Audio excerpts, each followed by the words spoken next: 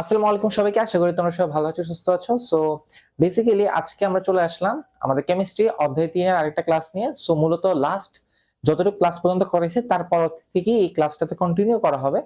So অবশ্যই আশা করি তোমরা ক্লাসগুলো পছন্দ করতেছো। আমাদের আগে যে ক্লাসগুলো দেখছো, যতগুলো ক্লাস আমরা নিয়েছি, আর কি কি চেঞ্জেস আনা উচিত বা কি কি তোমরা আরো চাও, কোন কোন চ্যাপ্টারের পরে চাও, সেটা অবশ্যই তোমরা কমেন্ট করে জানাবা। আমরা খুবই দ্রুততার সাথে এই চ্যাপ্টার শেষ করে সেই চ্যাপ্টারগুলো তোমাদের জন্য আপলোড দিব। আর আমরা আমাদের প্ল্যানের কথা তো আগে থেকে বলে রাখছি যে আমরা মূলত ক্লাস 10 এর, যেহেতু তোমরা সবার লাস্ট ব্যাচ, মানে কি এই শিক্ষা ব্যবস্থা তোমরা যেটাতে আসছো সেটা, সো সেই ব্যাচটার আমরা মেইন যতগুলো চ্যাপ্টার আছে সবগুলো ফ্রি ক্লাস দিব তোমাদের জন্য। এরপর আমরা সেপ্টেম্বর থেকে একটা পেইড ব্যাচ শুরু করব, যেখানে আমরা বলতে পারো যে কি রিভিশন, টেস্ট পেপার সলভ, বিভিন্ন টেকনিক কিভাবে তুমি ভালো করতে পারবা, কম সময়ের ভিতরে তুমি কিভাবে সবগুলো সিকিউ, সবগুলো এমসিকিউ তুমি কিভাবে পারফেক্টলি দাগাইতে পারবা, সেটার গাইডলাইন হতে শুরু করে এক্সামস হতে শুরু করে সেই সব কিছু আমরা একটা পেইড ব্যাচে রাখবো। বাট নর্মাল ক্লাসগুলো সব আমরা লাস্ট ব্যাচ যেহেতু তোমরা এই উপলক্ষে ফ্রিতে দিব। আর হচ্ছে কি সেটার অ্যানাউন্সমেন্ট, কত টাকা করে ফিজ, সেগুলো আমরা এক সপ্তাহের ভিতরে আমরা কাজ করতেছি। সেগুলো আমরা, যদিও ক্যামেরার সামনে শুধু আমাকে দেখতেছো, বাট ব্যাকে অনেক পুরো একটা টিম আছে এটার পিছনে যারা কাজ করে তোমাদের জন্য। আমরা সবাই মিলে ঠিক করে এক সপ্তাহের মধ্যে আমরা এটার ফর্মটা আমরা ছাড়বো। সো যাই হোক, দেরি না করে চলো শুরু করা যায়। তো আমরা মূলত যদি খেয়াল করে দেখো, আজকে আমরা মূলত পরমাণুতে ইলেকট্রন বিন্যাসের যে নীতিটা সেটা নিয়ে মূলত আলোচনা করব, ঠিক আছে? তোমরা অবশ্যই যারা ভিডিওটা দেখতেছো তারা ক্লাস 10 এ পড়ো। সো তোমাদের অনেকের হয়তো এই চ্যাপ্টার শেষ, কিন্তু আমি আগে থেকে বলে রাখছি চ্যাপ্টার শেষ হলে সমস্যা নেই, আমি এভাবেই আগাবো যাতে তুমি কিচ্ছু পড়ো নি এই চ্যাপ্টারে এইভাবেই। সো তুমি যদি এগুলো জানা থাকে তুমি টেনে যেতে পারো বা স্পিড বাড়াই দিতে পারো লেকচারে, বাট জেনে থাকা ভালো, কারণ যারা জানে না তাদের জন্য এই ভিডিওগুলো কাজে দিবে। সো ইলেকট্রন বিন্যাসের নীতি যারা জানো না তাদের জন্য তো একটু ডিটেলসে ব্যাখ্যা করি যে অরবিটাল গুলো, তো মানে ব্যাপারটা হয় কি যে তোমার পরমাণুর মধ্যে যদি আমি একটা পরমাণু আঁকি, এখানে এটা ধরো নিউক্লিয়াস, ঠিক আছে? এখন কথা হচ্ছে কি, এটা নিউক্লিয়াস, এটা প্রথম শক্তি স্তর, দ্বিতীয় শক্তি স্তর, তৃতীয় শক্তি স্তর। এখন আরেকটা কি, চতুর্থ শক্তি স্তর। এখন ইলেকট্রন এগুলাতে তো প্রবেশ করবে আমরা জানি, কিন্তু আমরা তো এটাও জানি যে শক্তি স্তর, তাই না? শক্তি স্তরের ভিতরে আরেকটা থাকে যেটাকে আমরা অরবিটাল বলি, উপশক্তি স্তর বলি, ঠিক আছে? অরবিটের ভিতর থাকে অরবিটাল। তো সেই অরবিটাল গুলোর ভিতরে কোন অরবিটালে আগে প্রবেশ করবে ইলেকট্রন এবং কোন অরবিটালে পরে ইলেকট্রন প্রবেশ করবে, সেটা কিভাবে ডিসাইড করব, সেটাই হচ্ছে মূলত আমাদের ইলেকট্রন বিন্যাসের নীতি। তো এই নিয়মটা বেসিক্যালি আমরা এই হিসাবটা করে আমরা নির্ধারণ খুবই ইজিলি করতে পারবো যে কোন অরবিটাল, মানে অরবিটালে ইলেকট্রন আগে প্রবেশ করবে, কোন অরবিটালে ইলেকট্রন পরে প্রবেশ করবে। সো তোমরা যদি একটা এক্সাম্পল দেখে তোমাদেরকে কয়েকটা, তাহলে তোমরা আরো বেশি ক্লিয়ার হয়ে যাবে। সূত্র আমি এখানে লিখে দিছি যে অরবিটালে শক্তি নির্ণয় সমান সমান প্রধান শক্তি স্তরের মান যোগ উপশক্তি স্তরের মান। যে মানগুলো আছে ওগুলো বের করলে ইজিলি নির্ণয় করে ফেলতে পারবা যে তুমি কোন উপশক্তি স্তর বা অরবিটালে আগে ইলেকট্রন যাবে। এটা তো তোমরা কম বেশি সবাই জানো, তাই না? এস পি ডি এফ, এগুলোর মানগুলো কোনটা? 0 1 2 3, ঠিক আছে? আমি সাপোজ ধরো যাচ্ছে কি 3D অরবিটাল, ঠিক আছে? কি orbital? 3D orbital. 3D অরবিটালে electron আগে যাবে নাকি 4s অরবিটালে ইলেকট্রন আগে যাবে? আমি ধরো 3D আর ধরো 4s, কোনটার ভিতরে ইলেকট্রনটা আগে যাবে সেটা আমি নির্ণয় করতে যাচ্ছি। 3D মানে কি 3 নম্বর অরবিটের ডি অরবিটাল, আর 4s মানে কি 4 নম্বর অরবিটের এস অরবিটাল। তাহলে অনেকে হয়তো প্রথম দেখায় এটা বলতেই পারে যে প্রথমে তো আমরা অবশ্যই তোমার প্রথম শক্তি স্তরে যাবে, এরপরে দ্বিতীয় শক্তি স্তর, এরপরে তৃতীয় শক্তি স্তর, তো 3 নম্বর শক্তি স্তরটা শেষ করে তো 4 নম্বর শক্তি স্তরে যাবে। এটা হয়তো বা তোমাদের অনেকে চিন্তা থাকতে পারে, কিন্তু ব্যাপারটা আসলে ওরকম না। ব্যাপারটা আমরা মূলত হিসাব করে বের করে থাকি। তো 3 মানে কি, এটা হচ্ছে আমার n এর মান, আর এটা হচ্ছে আমার কিসের, l এর মান। সো n এর মানটা কি দেখতেছি, 3 লেখাই আছে, আর l এর মান কি, d। তো d এর মানটা কি 2 না? তাহলে 2 প্লাস 2, ঠিক আছে? সূত্র কি ছিল n প্লাস l, তো এই যে n পরে হচ্ছে এখানে প্লাস দিয়ে দিলাম plus l, n plus n। তো n যেটা, সেই l এর মানটা কি আমরা দেখতে d, d এর মান কি 2, তো এই জন্য l এর মান 2 লিখলাম আমি। আমি যদি এখানে খেয়াল করি আমি কি লিখবো, 3 + 2 5। এখানেও সেম ঘটনা, এটাকে আমরা বলতেছি n, এটাকে বলতেছি আমরা l। এই দুটো তো যোগই করতে হবে, এটাই তো আমার কাজ।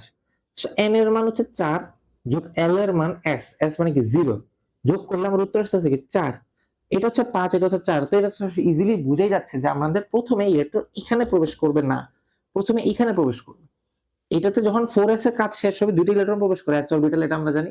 4s এ দুটো ইলেকট্রন প্রবেশ করার পরের যে ইলেকট্রন গুলো সেগুলো এখানে মূলত প্রবেশ করা শুরু করবে। সো এটাই হচ্ছে মূলত কি আমাদের পরমাণুতে ইলেকট্রন বিন্যাস নীতি, ঠিক আছে। এখন সাপোজ যদি চিন্তাটা এরকম আসে যে তোমার দুইটা এরকম দুইটা অরবিটালের ব্যাপার সেম হয়ে গেল, তখন কি হবে? যেমন তোমাদেরকে একটা আরেকটা এক্সাম্পল দেখাই, আই হোপ আরেকটা এক্সাম্পল দেখলে তোমরা আরো বেশি পরিমাণে ক্লিয়ার হয়ে যাবে। সো ধরো 3D আর ধরো 4P, এখন 4P নিলাম, আচ্ছা এটার নাম আসলে হইতো, যাই হোক এটা n এটা l, সূত্র হচ্ছে কি n plus l। So n এর মান 3 প্লাস l এর মান কত? l এর মান d মানে কি 2, 2 তো যোগ করলে আসছে 5, 4 এটা কি আমার n, p কি আমার l, এই দুটো কি করতে হবে? যোগ, তাই না? সো n এর মান ধরো 4, l এর মান হচ্ছে কত? p, p মানে কি 1, তো 1, তো 4 প্লাস 1 যখন করবো উত্তর আসবে আমার 5, এটাও 5 এটাও 5। দুইটা যদি এখন সমান হয়ে যায়, দুটা যদি কি সমান হয়ে যায়, তাহলে আমার এই যে দেখতে পারতেছো দুটো সমান। সো কথা হচ্ছে কি দুটো যদি সমান হয়ে যায় তাহলে আমার প্রবেশ করবে কি? এটা খুবই সিম্পল হিসাব, দুটো যদি সমান হয়ে যায় অবশ্যই কম যেটা অরবিট, এটা কি 3 নম্বর অরবিট আর 4 নম্বর অরবিট, অবশ্যই 3 নম্বর অরবিটের অরবিটাল আগে প্রবেশ করবে, এরপরে 4 নম্বর অরবিটের অরবিটালে আসবে। সেই জিনিসটা আশা করি তোমাদের আর কোনো ধরনের প্রবলেম থাকবে না। একটু গরম লাগতেছে, মানে ঘামায় গেছি, ওখানে ফ্যানটা একটু ছেড়ে দিই।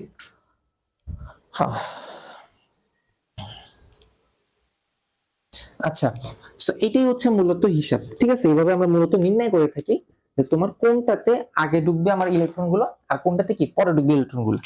তোমাদেরকে এখন একটা জিনিস লিখে দিই, ঠিক আছে, 1s 2s 2p 3s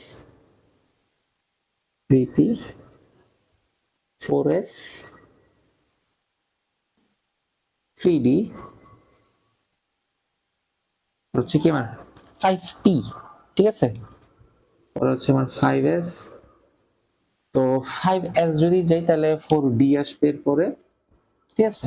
4d এর পরে আবার এখান থেকে আমি লিখতেছি 4d এর পরে কি আসতে পারে? 4d পরে আসবে 5p, ঠিক আছে। আচ্ছা 5p চলে আসলো, এরপর হবে 6s 4f, ঠিক আছে। আমি যেগুলো লিখতেছি এগুলো দেখে ভয় পাওয়ার কিছু নেই, আমি এটা আরো ইজি টেকনিক্স আছে সেই টেকনিক্স গুলো বলে দিব। সো আশা করি সেই টেকনিক গুলো বললে প্রবলেম হবে না, বাট প্রথমে এটা আমি লিখি, ঠিক আছে। 6p, আচ্ছা 6p দিবে না, 6p না, এখানে 6d হবে হিসেবে, 6d, ঠিক আছে। 5f 6d, তারপরে হবে 7f নাকি না 7p, 7s দিন 7p 8s, হ্যাঁ। তো মূলত হচ্ছে এটা, ঠিক আছে। এটা দ্বারা আমরা বেসিক্যালি কি বুঝতে পারতেছি যে প্রথমে, ঠিক আছে, প্রথমে অবশ্যই অবশ্যই ইলেকট্রন 1s এ যাবে, এরপর 2s এরপর 2p 3s 3p 4s, এরপরে যাবে 3d তে, অথবা এরপর আসবে কি 4p, এরপর আসবে 5s, এরপর 4b, এরপর আসবে 5p তে, এরপরে 5p এর পরে তোমার 4s বলো বা তোমার 5d বলো, ওগুলোতে নাকি ডাইরেক্ট 6s এ চলে যাবে, 6s যাওয়ার পরে 4f, এরপরে 5d, এরপরে 6p, এভাবে করে চলতে থাকবে। সো এই জিনিসটা তোমরা মুখস্থ রেখে করাটা অনেক বেশি হয়তোবা কঠিন হয়ে যাবে তোমাদের জন্য, পুরোটা অবস্থা মুখস্থ রাখা সম্ভব না। টোটস্থ মুখস্থ রাখতে গেলে অনেক সময় প্রবলেম হবে, বা একটু এদিক সেদিক ভুল হলে তোমার ইলেকট্রন বিন্যাসে ভুল হয়ে যাবে। সো এইটার জন্য আরেকটা ছোট টেকনিক আছে, ঠিক আছে, কি আছে এটার জন্য একটা ছোট টেকনিক। সো ছোট টেকনিকের কথা যদি আমরা বলতে যাই, টেকনিকটা হবে এরকম, তুমি প্রথমে এইভাবে লিখবা, সবগুলো এইভাবে মানে হিসাবে লিখবো, 1s না বলে নিচে লিখবো 2s, আচ্ছা একটু গ্যাপ দিয়ে লিখি তাহলে, 2s 3s 4s, ঠিক আছে। পরে আসবে কি 5s, পরে 6s 7s, 7s দিলাম, এরপরে 1s এর তো আর কিছু না, তো 2s 2p 3p 4p 7 এর পরে 8ও আছে, এটা জায়গার জন্য আমি দিচ্ছি না, 5 তো দিলাম, 6p, আর হবে কি 7p, তাই না। এরপর হবে কি 3d, এখানে 3d 4d 5d 6d 7d, ঠিক আছে। সো এরপরে 7d তো হবেও না, 6d পর্যন্ত, আচ্ছা। এরপরে কি হবে 4f 5f 6f, এইভাবে লিখে ফেলবা, ঠিক আছে। কিভাবে লিখে ফেলবো, এইভাবে লিখে ফেলবো। আচ্ছা 6f কি হয়, আচ্ছা না এটা লাগবে না, আচ্ছা এতটুকু, ঠিক আছে, এতটুকু লিখে ফেলবো। এতটুকু লেখার পরে কাজটা কি, দুইটা ভাবে করা যায়। একটা হয়তো মাথায় রাখবে কি এরকম, প্রথমে এইভাবে আসবে, তারপরে এইভাবে আসবে, ঠিক আছে, এরপরে এইভাবে আসবে, তারপরে এইভাবে আসছে কোনাকুনি। এইটা শেষ হওয়ার পরে আবার আসবে এই কোণা থেকে, ঠিক আছে, নাকি এইভাবে, ঠিক আছে, বুঝতেছো? তাই হোক নাকি?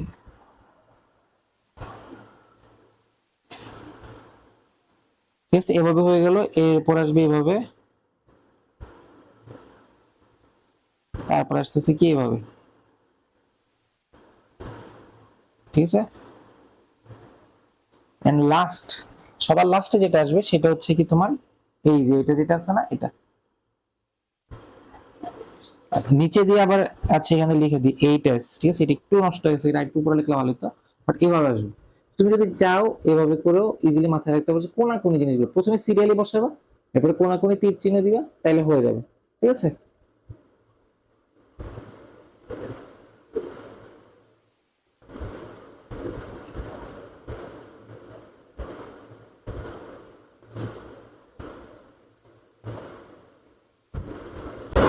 তোমার এর ভাবে যদি মনে রাখতে কষ্ট হয়, আরেকভাবে আছে যেটাতে মনে রাখা যায়, সেটা হচ্ছে কি ওই সিস্টেমটা একই আসলে, ঠিক আছে, সিস্টেম একই, বাট মানে কিরকম বলে এইরকম আর কি, মানে কিরকম করে ঘুরতে থাকে, ঠিক আছে, এইভাবে করে জিনিসগুলো ঘুরতে থাকে, এই যা। এছাড়া আচ্ছা ওটা দেখাই দিই, ঠিক আছে, ঠিক আছে, এইভাবে আসলো তো, এরপরে যায়া হচ্ছে যে কি এভাবে আসবে, এভাবে, তারপরে আবার আসতেছে এইভাবে, পরে যা আবার আসবে এইভাবে, পরে এইভাবে, পরে এইভাবে, এরকম করে জাস্ট পেঁচায় পেঁচে সাপের মতো পেঁচিয়ে পেঁচিয়ে লেখা যায়। সো এটা বেসিক্যালি ডিপেন্ড করে যে তুমি কিভাবে মনে রাখতে অনেক বেশি কমফোর্টেবল। সেটা হতে পারে এই সাপের মতো এইভাবে করে, হয়তো পারে মুখস্থ করে, বা হয়তো বা তীর চিহ্ন যেটা দেখা যায় তীর চিহ্নের মাধ্যমে। আমার মধ্যে তীর চিহ্নটা সবচেয়ে বেশি ইজি।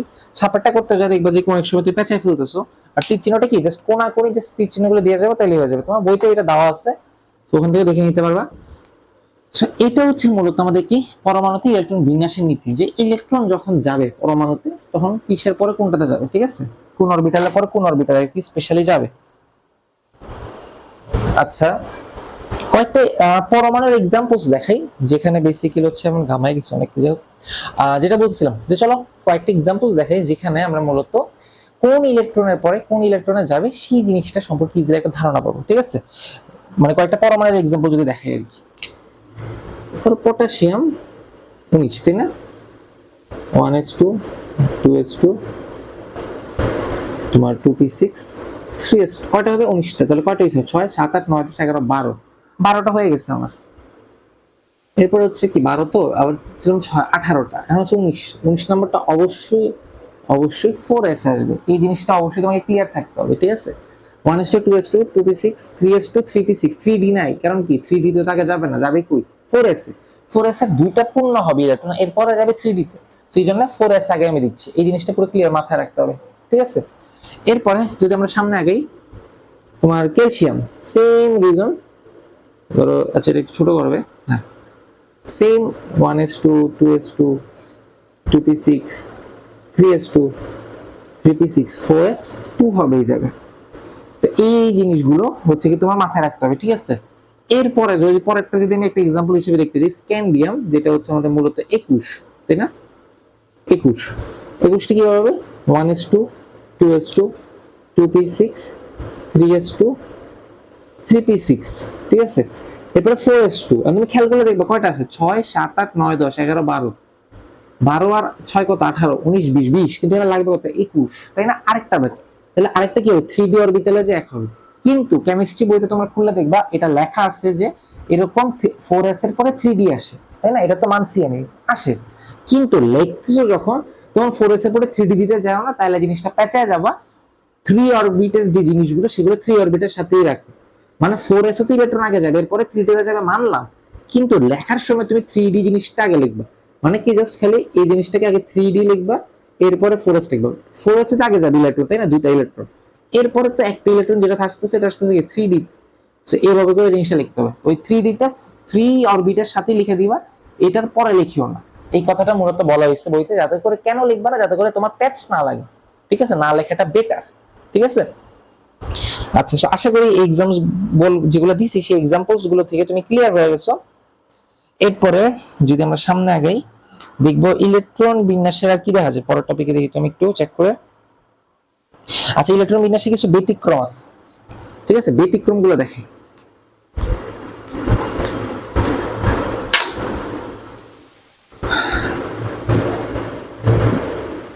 ব্যতিক্রম বানানো হয়েছে নাকি আমি কনফিউজ। যেটা দেখাবো তোমার ক্রোমিয়াম দেখাই, ঠিক আছে। প্রথমে ক্রোমিয়াম দিয়ে শুরু করি, এটা তোমাদের বেস্ট হবে। ক্রোমিয়ামের মূলত যে ইয়েটা প্রোটন সংখ্যা বা পারমাণবিক সংখ্যা 24। এটা লেখার সময় কি হবে 1s2 2s2 2p6 3s2 3p6। যাতে কয়টা হয়েছে 6 7 8 9 10 16 17 18, এখানে 18টা কমপ্লিট, ঠিক আছে।